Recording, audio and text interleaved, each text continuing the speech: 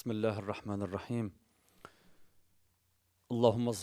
اللهم صل على محمد وآل محمد وعجل فرجهم والعن أعداءهم إلى يوم الدين.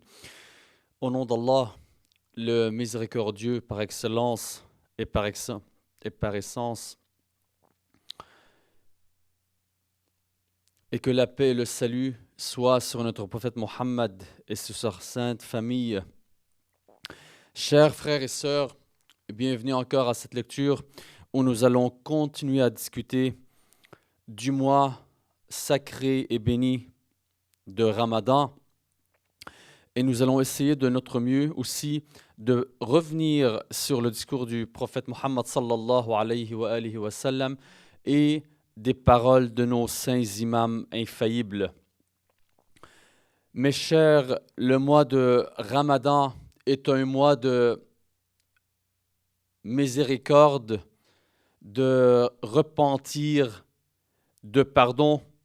Et Allah subhanahu wa ta'ala a prescrit ce jeûne pour tout le monde afin qu'on puisse arriver à gagner la piété. Allons voir les points importants après avoir discuté du discours, du sermon du prophète Mohammed sallallahu alayhi wa sallam à la fin du mois de Sha'ban pour annoncer la venue du mois de Ramadan. Allons revoir les points importants que nous avons vus dans la première séance pour encore montrer l'importance de ce mois. Alors, le mois de Ramadan est un mois d'Allah subhanahu wa ta'ala. Les portes du paradis, comme le prophète l'a souligné, elles sont ouvertes et les portes de l'enfer, elles sont fermées. Les démons sont enchaînés pour faciliter la tâche du jeûneur. Donc, au cours de ce mois, les démons sont enchaînés et faire les bonnes choses, nous avons plus de chances et de force de les acquérir au lieu de faire les mauvaises actions où les démons peuvent avoir de l'importance ou encore de l'ampleur pour guider les gens vers cette voie. C'est plus dur au cours du mois de Ramadan, mais sachez que la personne en tant que telle, elle a le choix et on va revenir sur ce point. Elle a le choix, c'est vrai, parce qu'Allah subhanahu wa ta'ala les a guidés vers les deux voies, la bonne voie et la mauvaise voie. Mais est-ce qu'elle a l'obligation de suivre la bonne voie? Est-ce qu'Allah subhanahu wa ta'ala, il l'oblige à le faire? Non. Allah subhanahu wa ta'ala lui a montré cette voie. Si elle est reconnaissante et elle accepte d'adhérer à la bonne voie d'Allah subhanahu wa ta'ala, elle va atteindre le paradis. Et si elle refuse de suivre la bonne voie, mais adhère à la mauvaise voie par ses propres choix, là, elle va arriver à l'enfer. Wal'iyadhu billah. Mais on va revenir sur ce point-là en annonçant, en mentionnant les versets coraniques que Allah subhanahu wa ta'ala a dit dans le Saint-Coran. Autre chose que le prophète Mohammed sallallahu alayhi wa sallam, il a dit à propos de ce mois, c'est que nous sommes les invités d'Allah subhanahu wa ta'ala au cours de ce mois. Dieu vient vers ses serviteurs et leur ouvre les portes de la réussite. Encore, Allah subhanahu wa ta'ala accueille ses hôtes par le pardon, par la miséricorde. Encore, les demandes des serviteurs sont acceptées. La présence de la nuit du destin, Laylatul Qadr, qui est plus meilleure que 1000 mois et dont le destin de l'homme en dépend, Inch'Allah. Dans les prochaines séances, on en parlera plus en détail si Allah subhanahu wa ta'ala nous donne la force et le courage de le faire. Le Coran a été descendu durant ce mois, mais aussi les autres livres célestes que Allah subhanahu wa ta'ala a fait descendre. les anges descendent sur terre durant la nuit de Al-Qadr, encore jeûner est obligatoire comme nous l'avons précisé précédemment. Ici, une question se pose après avoir dit ce qu'on vient d'annoncer. Est-ce que c'est durant seulement ce mois-ci, durant le mois de Ramadan, que Allah subhanahu wa ta'ala est miséricordieux et accepte les invocations? Bien sûr que non, parce que Allah subhanahu wa ta'ala, il a précisé dans le Coran que Allah Azza wa Jal, il est toujours miséricordieux et pardonneur et accepte les invocations de ses serviteurs. Que dit le verset coranique dans Surat Zummar, verset 53, Bismillah ar-Rahman ar-Rahim. Ô mes serviteurs qui ont commis des excès à son propre détriment, ne désespérez pas de la miséricorde de Dieu, car Dieu pardonne tout péché. Oui, c'est lui le pardonneur, le très miséricordieux. Mais vu la particularité et la spécialité de ce mois, la grandeur et l'importance de ce mois que le mois de Ramadan, où nous avons vu certaines de ses qualités et de son importance dans les séances qui ont précédé, vu cette particularité qu'il a, Allah subhanahu wa ta'ala, vu que l'homme, il fait tout son mieux pour ne pas faire l'illicite, pour s'approcher d'Allah subhanahu wa ta'ala en lisant plus le Coran, en corrigeant son comportement, en améliorant ses actes et ses paroles, vu qu'il se force, le croyant, d'être sur la bonne voie, de parachever, de persévérer sur la voie d'Allah subhanahu wa ta'ala, alors il est tout à fait normal que le très miséricordieux récompense ses serviteurs et ses adorateurs par des faveurs qui sont spéciales. Allons voir maintenant les actes à accomplir durant ce mois. Mais rappelons encore une fois que ce verset qu'on vient de lire, il est tout à fait impressionnant et montre la grâce d'Allah subhanahu wa ta'ala et sa très très grande miséricorde qui dit que quels que soient tes péchés, quel que soit ce que tu as accompli dans le passé, quelle que soit la gravité de ton péché, ne te tourne jamais le dos à Allah subhanahu wa ta'ala. Ne te désespère pas. La tay'asu min rahmatillah. Ne vous désespérez pas de la miséricorde d'Allah subhanahu wa ta'ala. Ayez toujours la conviction que Allah subhanahu wa ta'ala, il vous pardonnera. Soyez certains qu'il vous regarde, qu'il vous voit, qu'il vous écoute. Alors, ne perdez jamais d'espoir, quelle que soit la gravité de ce que vous avez accompli, de ce que vous avez fait. Dites toujours que oui, Allah subhanahu wa ta'ala, il va me pardonner. Et parce que nous sommes dans le mois de Ramadan, oui, il a une très grande particularité. Ce n'est pas un mois qui est comme les autres. Il est tout à fait spécial. Il est tout à fait autre. Et quelle que soit notre imagination, nous ne pouvons pas arriver à imaginer les faveurs et les récompenses d'Allah subhanahu wa ta'ala au cours de ce mois. Mais soyez toujours certains que si, oui, vous avez une intention sincère et que vous cherchez toujours à purifier votre cœur et votre corps, dites toujours que oui, Allah subhanahu wa ta'ala, il va me pardonner. Donc, ne perdez jamais d'espoir. Et sachez aussi que, avant de fermer cette parenthèse, que c'est quoi la gravité ou encore la mauvaise conséquence si on se désespère d'Allah subhanahu wa ta'ala? Si on se désespère quand on a accompli un péché très grave ou très profond, si on se désespère et on se dit que non, Allah subhanahu wa ta'ala, il ne va pas me pardonner, vous allez tomber encore dans des choses plus graves et plus grandes. Vous allez faire des péchés encore beaucoup plus immenses, beaucoup plus importants. Là, vous allez vraiment vous noyer. Alors que quand on garde espoir en Allah subhanahu wa ta'ala, on va se sauver. Et sachez toujours que il faut le supplier au nom de Muhammad wa Ali Muhammad, qui sont son navire, qui sont sa porte la plus grande.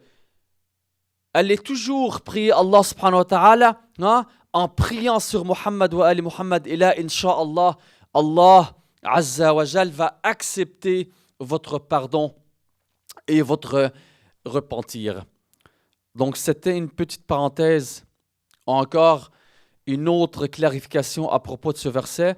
Et allez voir aussi les autres clarifications et interprétations de ce verset qui sont énormes et très grands. Les actes à accomplir durant ce mois sacré. On va en nommer quelques-uns, vu que le temps ne nous permet pas d'en nommer encore plus. L'un des premiers actes à accomplir, c'est éviter les actes illicites.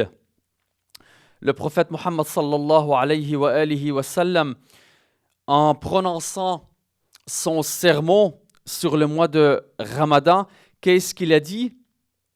En fait, l'imam Ali Abul Hassan alayhi salam lui a demandé quel est l'acte, le meilleur acte à faire, messager d'Allah, au cours de ce mois. Le prophète Mohammed sallallahu alayhi wa alihi wa sallam, il a répondu: ô Abul Hassan, le meilleur acte durant ce mois est de s'éloigner des interdits de Dieu. Donc c'est de s'éloigner carrément, totalement et parfaitement des interdits d'Allah subhanahu wa ta'ala. Donc c'est d'éviter à tout prix de faire les actes illicites.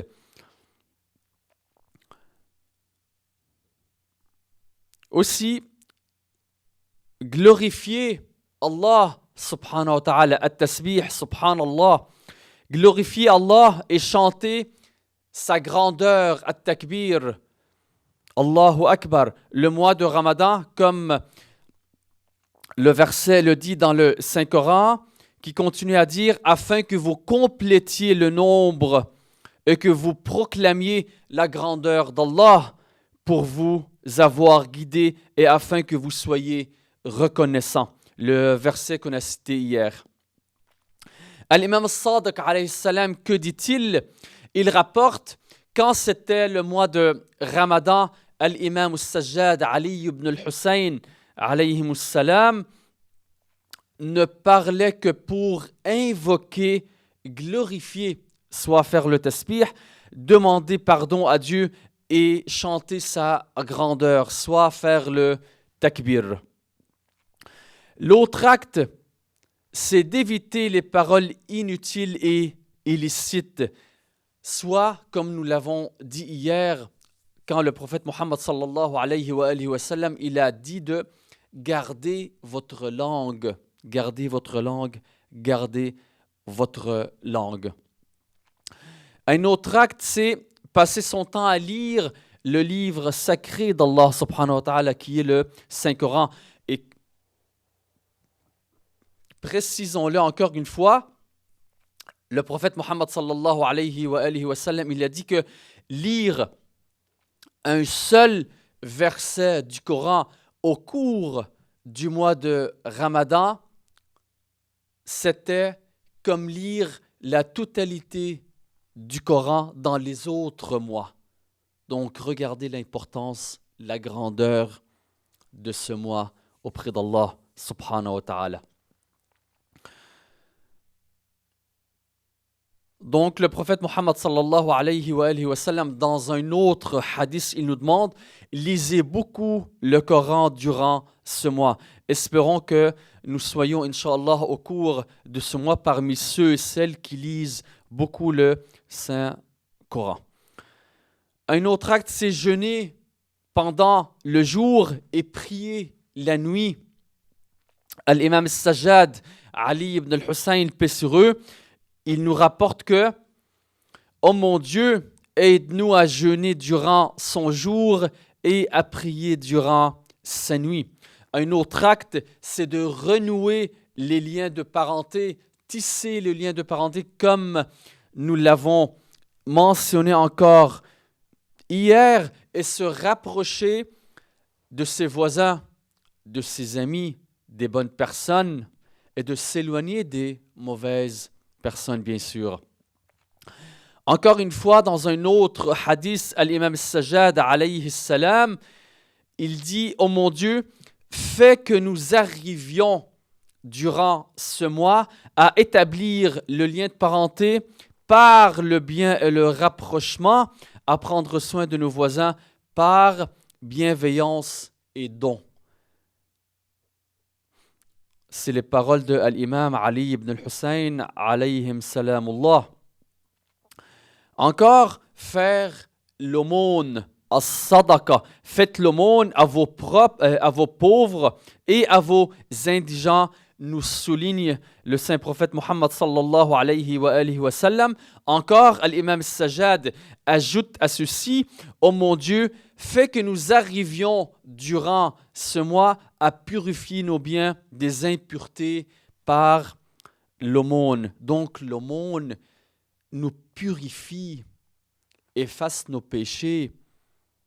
Donc faites attention à cela. Donc prenez une chance, prenez vraiment toutes les chances pour faire l'aumône, non seulement durant le mois de Ramadan, mais durant le reste des mois de l'année.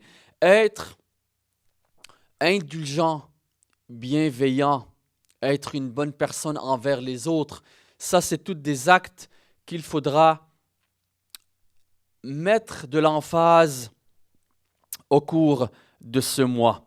Soyons affectueux envers les jeunes, envers les vieux, envers les pauvres, envers les orphelins. Le saint prophète Muhammad sallallahu alayhi wa sallam, il dit « Soyez affectueux envers les orphelins des autres, soyez miséricordieux envers vos jeunes. Celui qui réduit durant ce mois les charges de ses domestiques, Dieu allègera son compte le jour du jugement. » Encore, d'autres actes à faire, c'est invoquer Dieu et lui demander pardon et faire des longues prosternations, car comme nous l'avons vu que les longues prosternations effacent les péchés.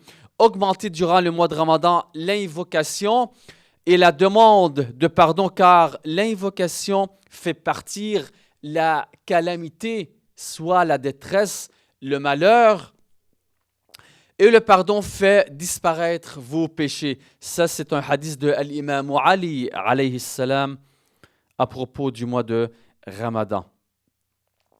Encore, soulignons l'importance de prier sur Muhammad wa Ali Muhammad au cours de ce mois, encore au cours de toute votre vie, vos jours et votre temps.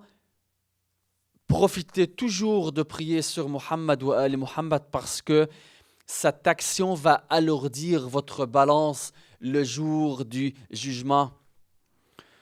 Encore, donnez le repas de la rupture de jeûne et ceux qui ne peuvent pas donner un repas, qu'il évite l'enfer en donnant une date ou encore un verre d'eau. Celui qui donne à un jeûneur un repas de rupture, l'iftar, aura la même récompense que le jeûneur, l'imam Sadiq, alayhi salam. Encore d'autres actes à faire durant ce mois, c'est veiller ou encore accomplir les pratiques ou les œuvres lors de la nuit du destin, Laylatul Qadr. Le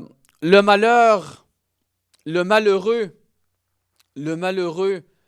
du mois de Ramadan, c'est celui qui est privé du pardon d'Allah subhanahu wa ta'ala durant ce mois grandiose. Si on reprend le hadith du prophète Muhammad sallallahu alayhi wa alihi wa sallam. Celui qui n'est pas pardonné, il rajoute dans un autre hadith, celui qui n'est pas pardonné au cours du mois de Ramadan, alors quand il sera pardonné? Celui qui n'est pas pardonné durant le mois de Ramadan ne sera pas pardonné jusqu'au prochain mois de Ramadan, sauf s'il se présente sur la place de Arafat à la Mecque. Ça, c'est un hadith de l'imam al-Sadiq, alayhi salam. Alors, en effet, si durant le mois de Ramadan, avec tous les moyens qu'on a, avec toute l'importance que ce mois montre et renferme, avec tous les bienfaits qu'il a, avec toute la miséricorde et la gracieuseté et la grâce et la bonté et le pardon et le repentir, avec tout ce qu'il renferme de qualité. Et là, ce qu'on vient de mentionner, c'est que le peu qu'on connaît du mois de Ramadan. Pourquoi? Parce que le prophète Muhammad sallallahu alayhi wa sallam, et là je reprends son hadith, il a dit que si le serviteur savait ce qu'était le mois de Ramadan, il aurait souhaité que toute l'année soit une période de Ramadan. Si durant le mois de Ramadan, continuons, nous n'avons pas réussi à mettre tous les moyens pour que Allah subhanahu wa ta'ala il nous pardonne, est-ce qu'on peut se rattraper durant les autres mois? Au cours de ce mois où les démons sont enchaînés, ils ne sont pas en liberté, alors que dans les autres mois, ils sont en liberté. Est-ce qu'on peut toujours se rattraper? Le verset coranique l'a dit tantôt, il ne faut jamais se désespérer de la miséricorde d'Allah subhanahu wa ta'ala. Mais allons encore plus en détail. Les démons ne font que nous montrer la mauvaise voie, alors que Allah subhanahu wa ta'ala, il nous montre la bonne voie. Et le verset coranique le dit. Bismillah ar-Rahman ar-Rahim. Le diable vous fait craindre l'indigence et vous commande des actions honteuses, soit voler, soit blesser les autres, soit injurer, soit insulter, soit faire des actes illicites. C'est ça que nous demande de faire le démon. Alors qu'Allah subhanahu wa ta'ala, il nous demande de faire les bonnes actions. Alors je reprends le verset coranique, Bismillah ar-Rahman ar-Rahim. Le diable vous fait craindre l'indigence et vous commande des actions honteuses, tandis qu'Allah vous promet pardon et faveur venant de lui. La grâce d'Allah est immense et il est omniscient. Ça, c'est dans Surat Al-Baqarah, verset 268. Mais ni Allah Azza wa Jal, ni les démons nous obligent à faire les mauvaises actions ou nous obligent à faire l'illicite. C'est notre choix. Et ce principe, nous l'avons déjà discuté dans Al-Aqaid al-Imamiyya, les croyances des imamites. Allah subhanahu wa ta'ala vous a montré les deux voies, la bonne voie de la mauvaise voie. Dans le Coran aussi, il est mentionné, Bismillah ar-Rahman ar-Rahim, dans Surat Al-Insan, nous l'avons guidé, montré la voie droite, qu'il soit reconnaissant ou ingrat, qu'il soit reconnaissant s'il accepte cette voie, la voie juste que Allah subhanahu wa ta'ala, ou qu'il soit ingrat, qu'il soit donc non reconnaissant en refusant la guidance. Allah subhanahu wa ta'ala qui t'a montré cette guidance, soit que tu l'acceptes, soit que tu le refuses. C'est ton choix. Ça, c'est dans Surat Al-Insan, verset 3, ou encore dans Surat Al-Balad, dans Surat Al-Balad, verset 10, où Allah subhanahu wa ta'ala, il dit « Ne l'avons-nous pas guidé aux deux voies, soit la bonne voie et la mauvaise voie. » Alors je reprends mes termes.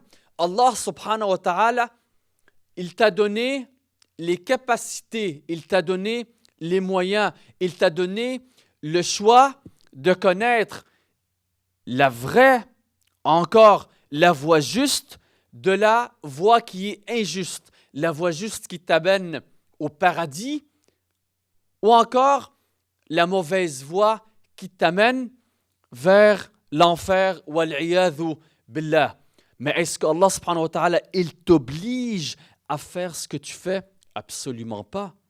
Mais est-ce qu'il t'a montré les choses à faire? Est-ce qu'il t'a dit c'est quoi la récompense aux bonnes actions et c'est quoi le châtiment aux mauvaises actions? Absolument. Pourquoi? Parce que le jour du jugement, quand nous serons ressuscités, quand nous serons interrogés, Allah subhanahu wa ta'ala, il va dire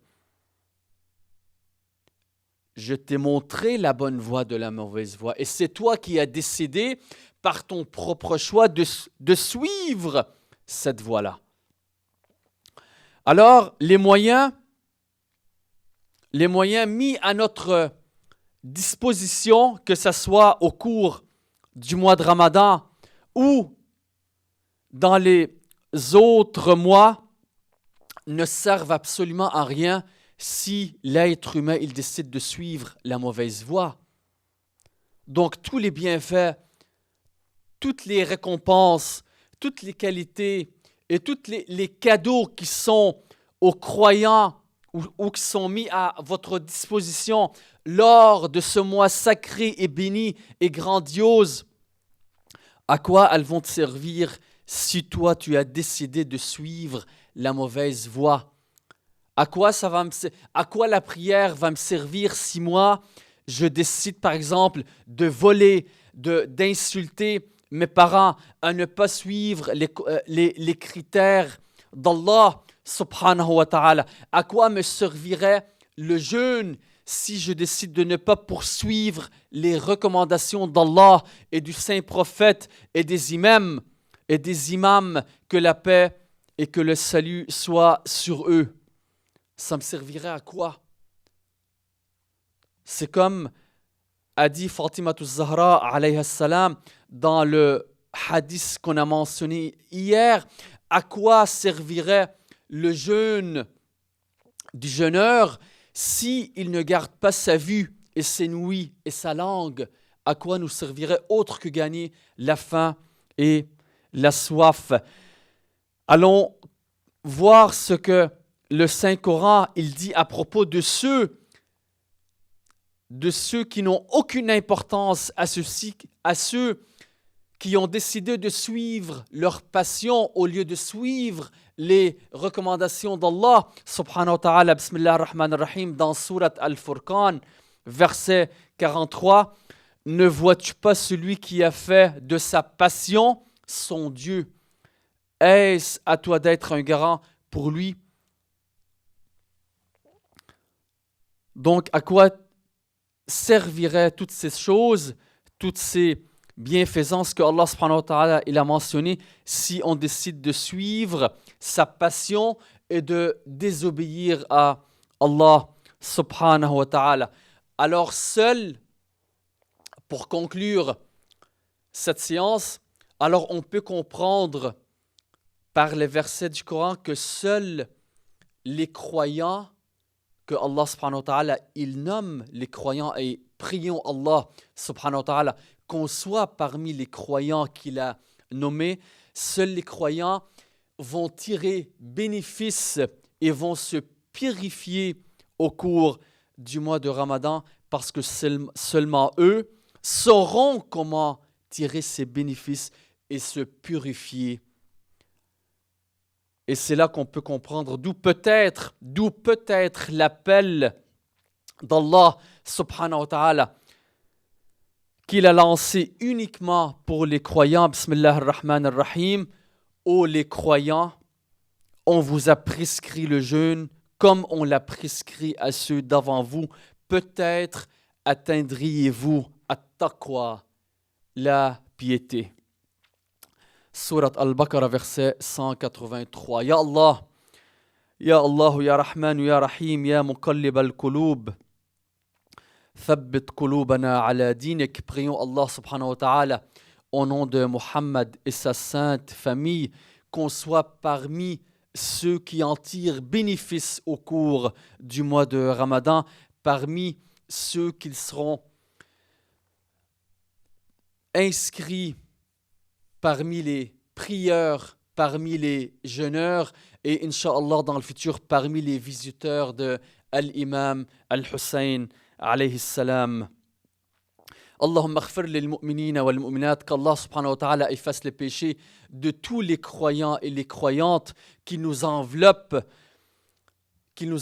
par sa miséricorde, qu'il nous donne la grâce et la bonté et le pardon, et qu'il nous donne la chance de se repentir au cours de ce mois de Ramadan. Et Inch'Allah, nous allons continuer au cours de ce mois à traiter sur le mois de Ramadan. Wa sallallahu ala Muhammadin wa alihi at-tahirin. Wassalamu alaykum wa rahmatullah.